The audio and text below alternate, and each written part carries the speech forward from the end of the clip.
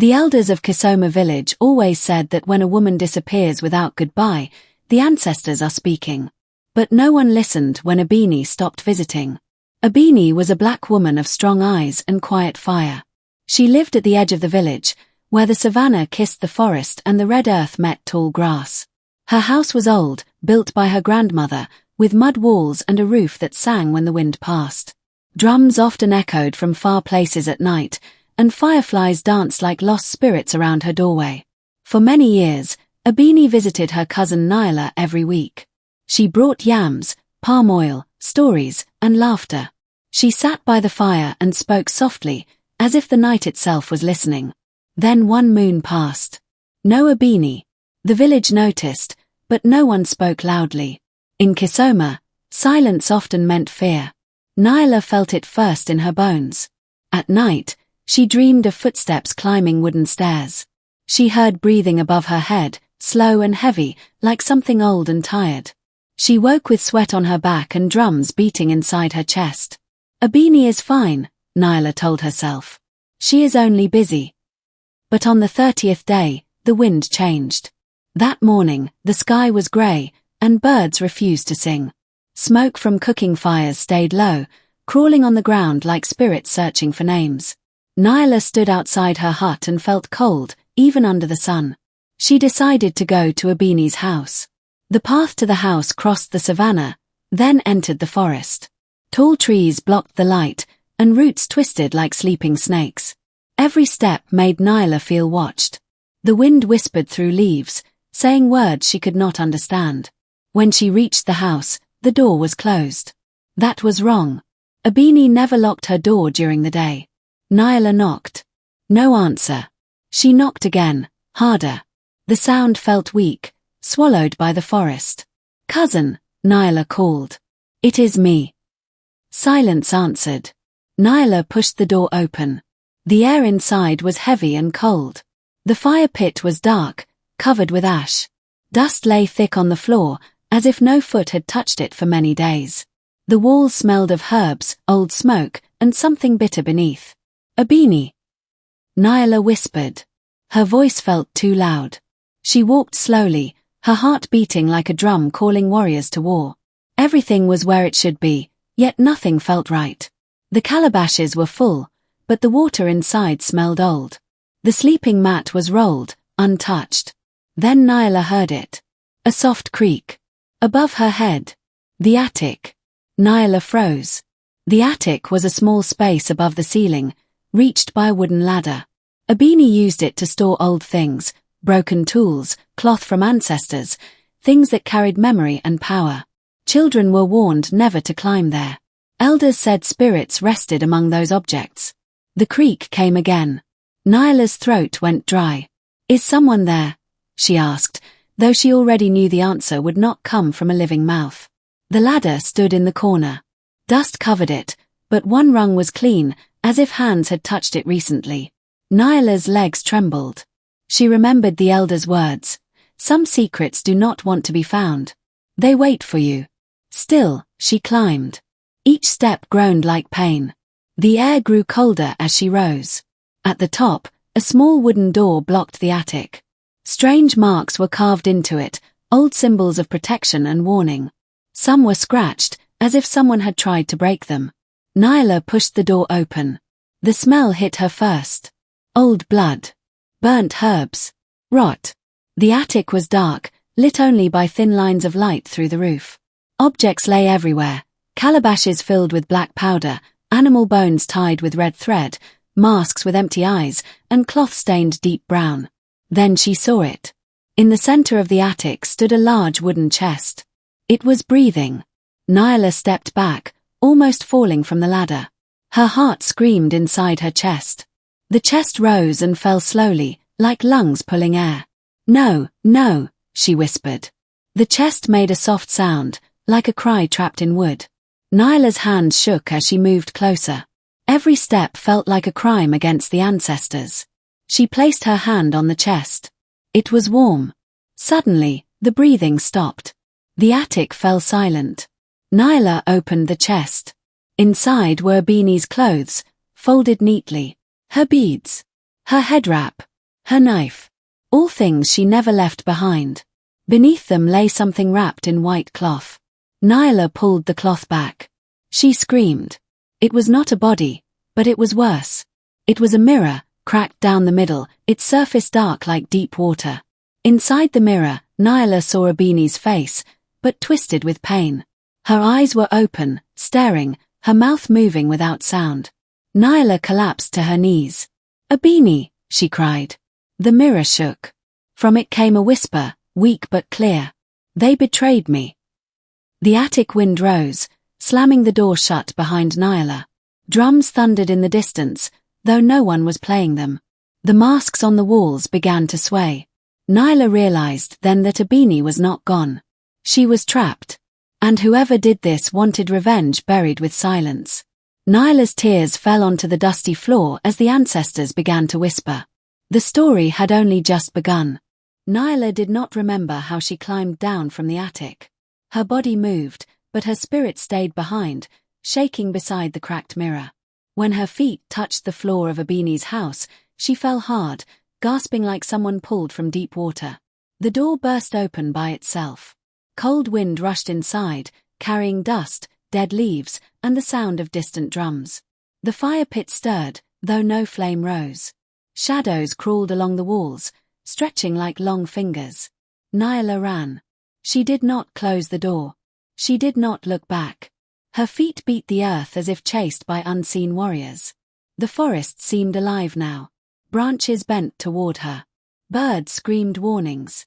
The path twisted, longer than before, as if the land itself wanted to keep her. All the way home, she heard whispers. They betrayed her. They sealed her breath. Blood must answer blood. Nyla reached her hut just as the sun fell. Night dropped quickly, heavy and thick. She locked her door, pushed a wooden bench against it, and fell to the ground. Her chest hurt. Her head spun. "A beanie," she cried softly. "What did they do to you?" The answer came with the wind. Outside, drums began to beat. Not festival drums. Not wedding drums. These were slow, deep, funeral drums. Nyla covered her ears, but the sound moved inside her bones. The walls of her hut shook lightly. The fire died, leaving only red ash. Then she heard footsteps. Slow, bare, circling her hut. Nyla held her breath. "A beanie," she whispered. The footsteps stopped at her door. Something scratched the wood. Nyla crawled backward until her back hit the wall. Her eyes burned with fear. She remembered the mirror. The trapped breath. The voice. "They betrayed me." The scratching stopped. A soft voice came through the door, thin like smoke. "Nyla." She cried out and covered her mouth. It was a beanie's voice. "Open," the voice begged. "Sister, open." Tears rolled down Nyla's face. Every part of her wanted to open the door. But the elders' teachings rose inside her like a shield. When the dead call your name at night, do not answer. "I will help you," Nyla said, her voice shaking. "But not like this." The wind howled. The footsteps faded. The drums stopped. Silence fell, heavy and dangerous. That night, Nyla did not sleep. She sat with her back to the wall until dawn broke the dark. When the first rooster crowed, she stood and wrapped herself in cloth. She needed the elders. At sunrise, Nyla went to the council tree, the oldest tree in Kisoma village. Its roots were thick as sleeping pythons, and its bark carried carvings from many generations. Elders gathered there every morning to speak truth and judge matters of spirit and blood. Old Elder Kofi sat at the center, his white beard touching his chest. Beside him sat Elder Mame, her eyes sharp, her head wrapped in red cloth of warning. Nyla knelt before them. "My mother's blood," Elder Kofi said softly. "Why do you tremble like a hunted deer?" Nyla told them everything. The silence after her story was long. Even the birds stopped singing. Elder Mame clicked her tongue. "I warned this village," she said. "I warned them not to play with sealed mirrors." Elder Kofi's hands shook. "The breath mirror," he whispered. "An old and forbidden thing." Nyla lifted her head. "What is it?" Elder Kofi looked at the tree, not at her. It is a prison for the living soul. Not death. Worse. It steals breath, time, and voice. Only greed or revenge makes one use it. Nyla's stomach turned. Who would do this to a beanie? The elders exchanged looks. A beanie angered powerful people, Elder Mame said. She spoke truths others wanted buried. Nyla remembered a beanie's quiet fire. Her late-night walks. The way hunters avoided her eyes. The hunters, Nyla said slowly. The king's men. Elder Kofi nodded.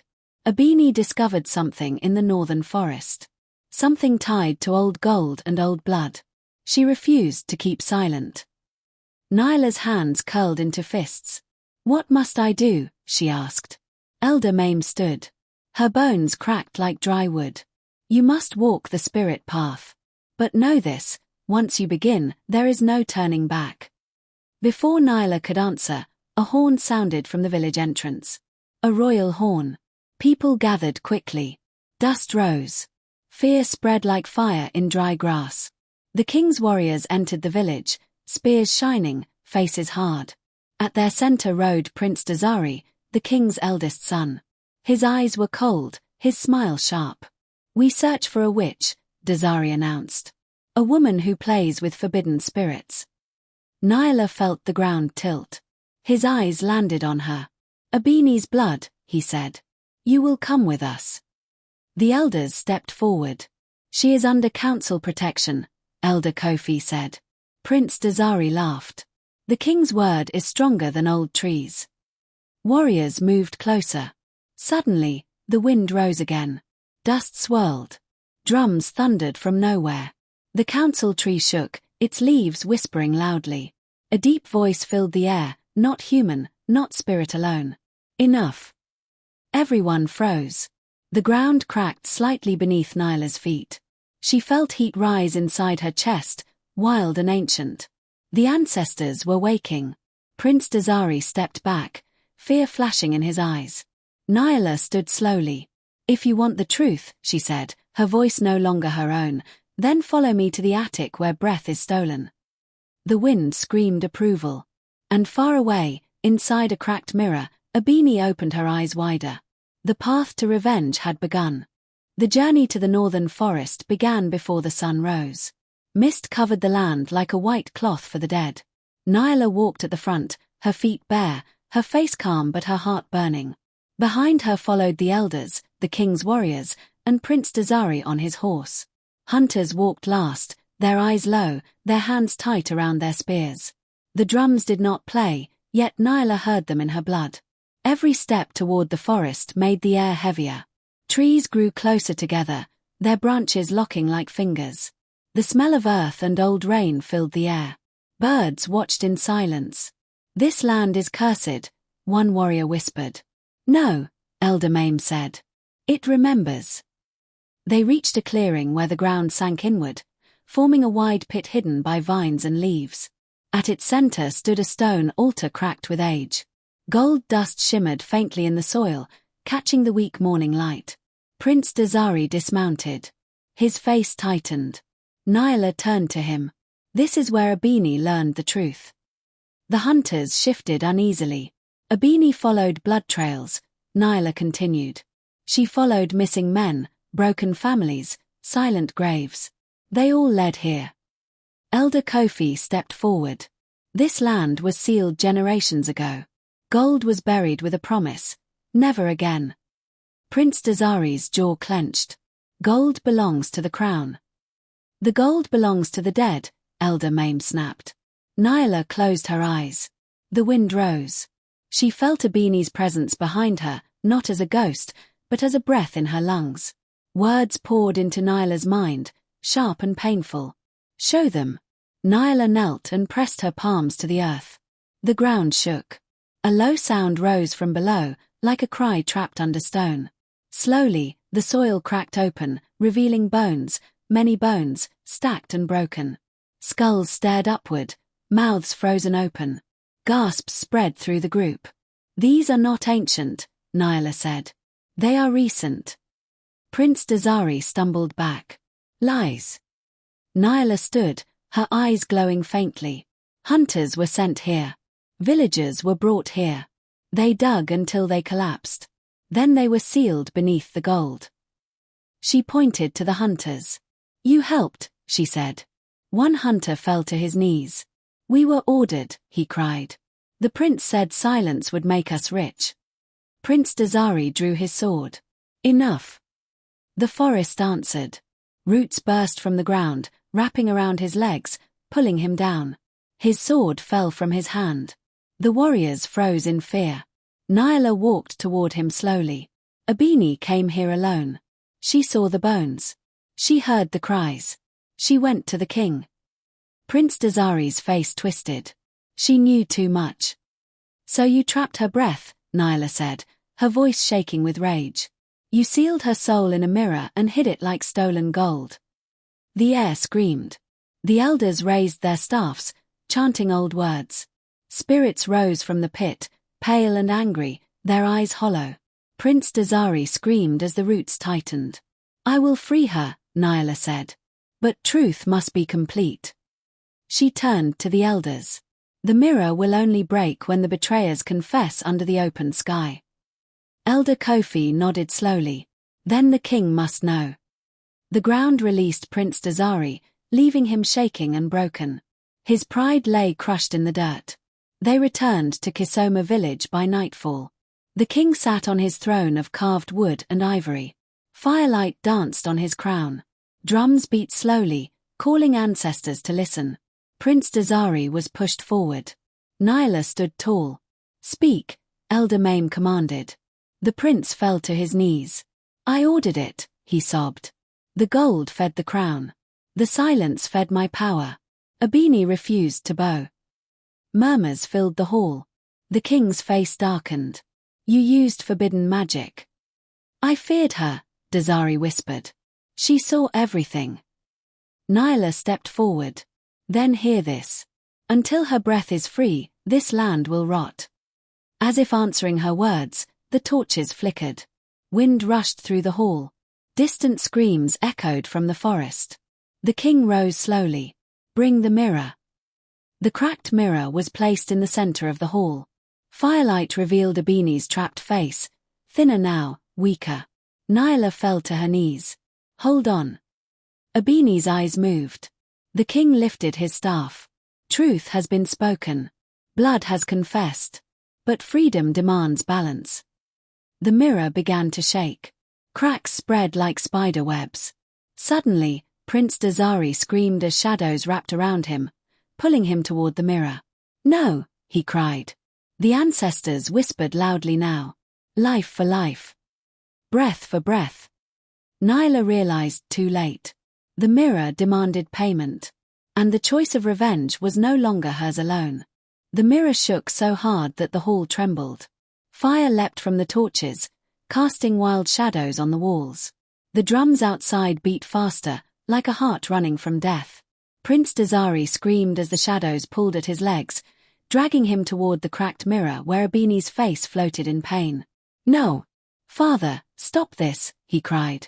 The king stood frozen, his staff trembling in his hand. His eyes moved between his son and the mirror, between crown and blood. Elder Mame stepped forward, her voice sharp like iron.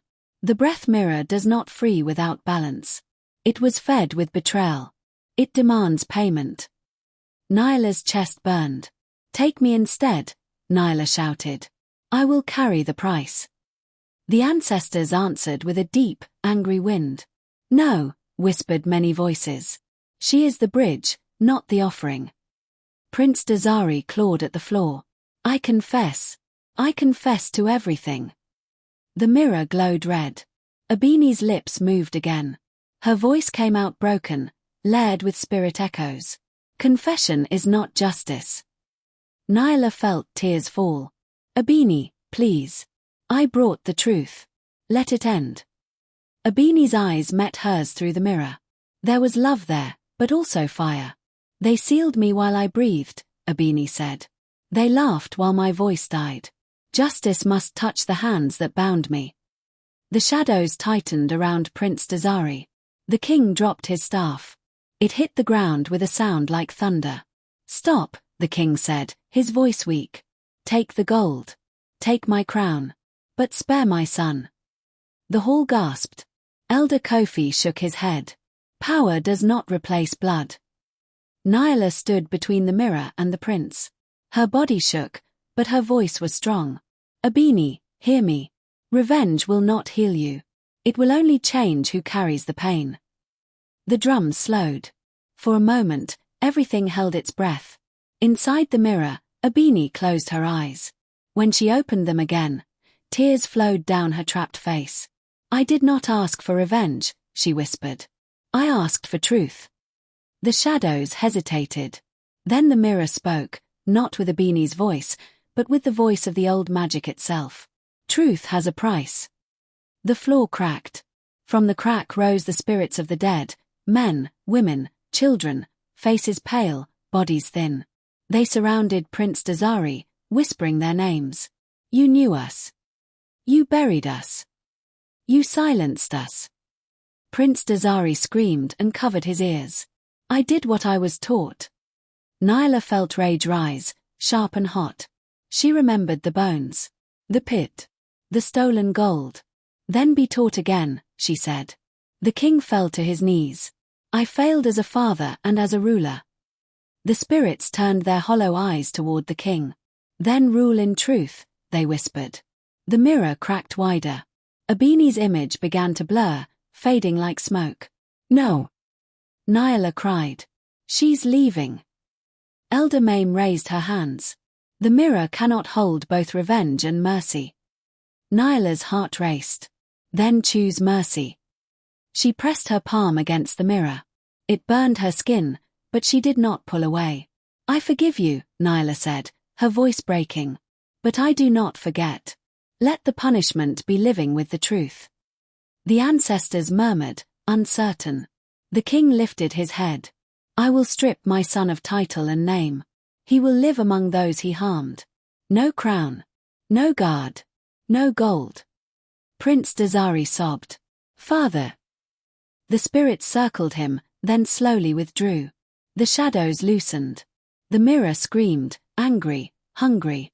Cracks spread fast, lightning through glass. With a loud cry, the mirror shattered. Abini collapsed onto the floor, whole but weak, her body trembling like a newborn calf. Nyla caught her. She breathes, Elder Kofi whispered. The hall filled with crying, drums, and wind. But as the dust settled, Nyla saw something that chilled her blood. Where the mirror had broken, a dark mark remained on the floor, a scar shaped like an eye, still watching. Elder Mame followed her gaze. Some magic never fully dies. Abini opened her eyes slowly. It is not over. Nyla held her close. Then we will finish it together. Outside, thunder rolled across the sky. Revenge had been denied, but consequence had only begun. Abini could not stand on her own. Nyla supported her as they left the royal hall. Her body was warm, alive, but weak, like a flame just relit after heavy rain. The villagers watched in silence as the two women passed. Some cried.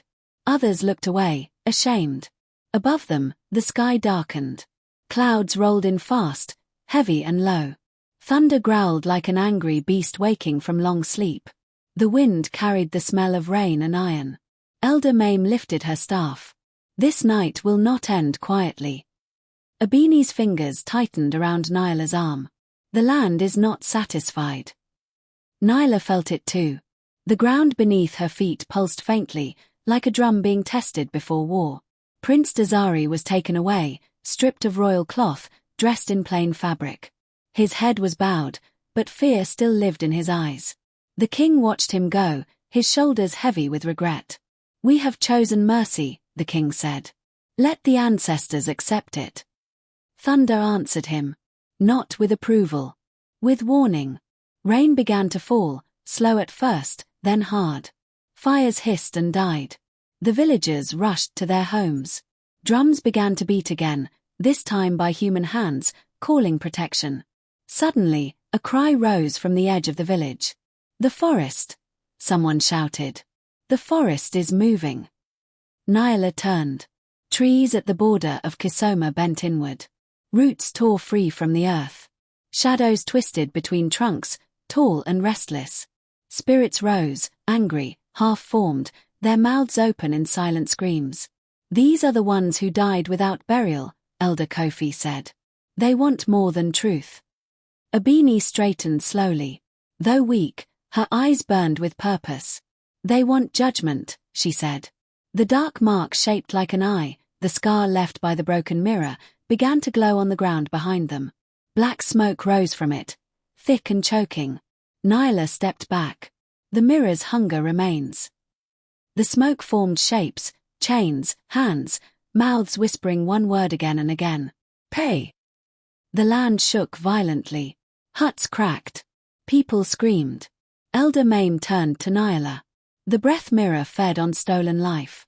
To close its hunger, something must be returned. Nyla's heart pounded. Returned how?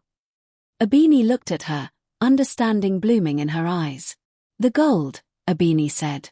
The gold buried with blood. Thunder crashed overhead. Nyla nodded. Then we take it back to the dead.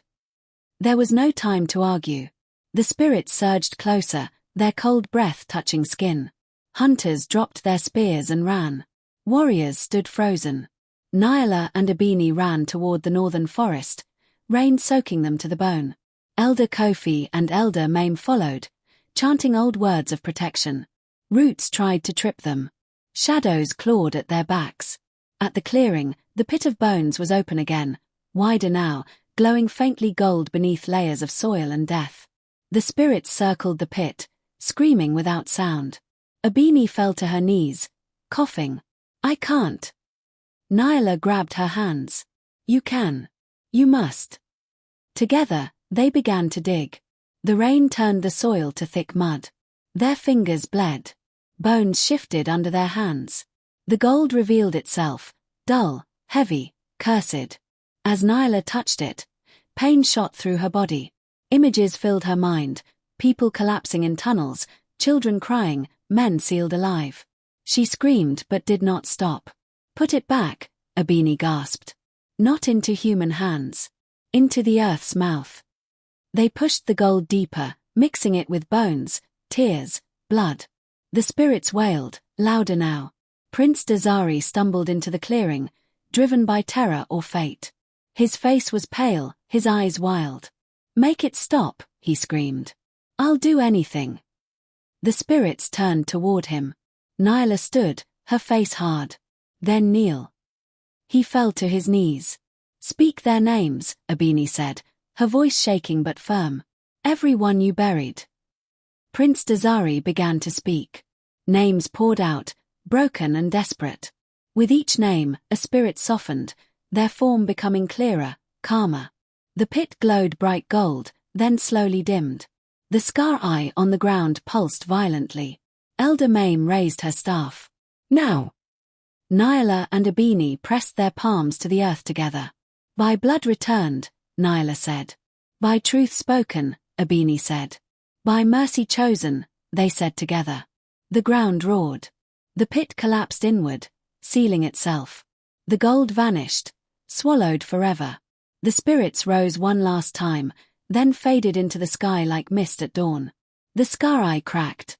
A loud sound like breaking stone echoed through the forest. Then silence. Rain slowed. Thunder moved away. Prince Dazari collapsed, sobbing, alive, but empty of pride. Abini fell into Nyla's arms, breathing hard. It's done, Nyla whispered. But Elder Mame's face was still tense. Almost. As dawn light touched the trees, Nyla felt it, a calm, deep and heavy, settling into the land. The forest stood still again. The ancestors had accepted the offering. But the lesson was not yet complete. Dawn rose slowly over Kisoma village. The sun did not rush. It touched the land gently, as if asking permission. Wet leaves shone like bronze. Birds returned one by one, testing their songs. The forest stood quiet, no longer breathing in anger. Nyla sat beside Abini near the council tree. Both women were wrapped in thick cloth. Their bodies were tired, but their spirits were awake. The elders gathered. Elder Kofi placed his palm on the earth. The land is calm. Elder Mame closed her eyes. The ancestors have eaten what was owed. Abini took a deep breath. For the first time in many days, her chest did not hurt. The weight that had crushed her voice was gone. I was alone in the mirror, she said softly. But I was not forgotten. Nyla squeezed her hand. The king arrived without his crown. He wore plain cloth, the color of ash. He knelt before the people, before the elders, before Nyla and Abini. I ruled with blind eyes, he said. I fed my house with blood and silence. Today, I choose another path. The villagers murmured. The king turned to Abini. I ask your forgiveness. Abini stood slowly. Her legs shook, but her voice was steady. Forgiveness does not erase what was done, she said. But it can stop it from living again. She looked around the village. Let this land never trade breath for gold again. The elders struck their staffs against the ground in agreement. Prince Dazari was brought forward. He was thinner now, his eyes hollow, his pride broken. No guard stood beside him. Elder Mame spoke. You will not die. Prince Dazari flinched. You will live, she continued, among the families you destroyed. You will farm their land, carry their water, and hear their stories every day. That is your punishment. Prince Dazari bowed his head. I accept. The ancestors whispered softly, not in anger now, but in watchful silence. Life slowly returned to Kisoma. Days passed. Huts were repaired. Drums played again, this time for healing. Children laughed by the river. Smoke rose from cooking fires without fear. Abini moved back into her grandmother's house. The attic was cleansed with herbs and prayer. The ladder was burned. The cracked roof was repaired. Nothing dark remained, only dust and memory. One evening, as the sun fell red over the savannah, Nyla sat with Abini by the fire. Do you regret choosing mercy? Nyla asked. Abini stared into the flames. Mercy is not weakness, she said. It is strength that refuses to become cruel. Nyla nodded. That night, Nyla dreamed again. But this time, there were no footsteps. No breathing chest. No trapped cries. She dreamed of ancestors sitting beneath a great tree, their faces calm, their eyes closed. When she woke, peace filled her chest. Seasons changed. The northern forest grew green again. No bones rose. No shadows whispered. Hunters avoided the old pit, not from fear, but from respect. Abini became a keeper of truth. People came to her with secrets and fears. She listened, and she spoke only what healed. Nyla became a bridge between elders and youth, reminding them of stories that must never be forgotten. Years later, children gathered at night around the fire and asked, is it true a woman was trapped in a mirror? Abini would smile sadly and say, yes. And she was freed not by hate, but by courage. The elders would add, and by truth. As the fire crackled and drums beat softly, the ancestors listened in silence, satisfied. Moral lesson. Power built on silence and blood will always collapse. Revenge may call loudly, but truth, courage, and mercy are the only paths that truly free both the living and the land.